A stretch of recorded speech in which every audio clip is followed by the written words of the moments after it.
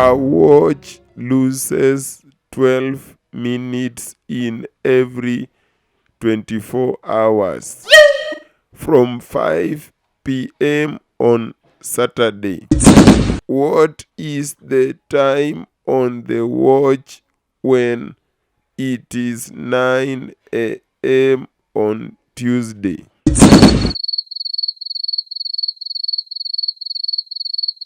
Baby boy.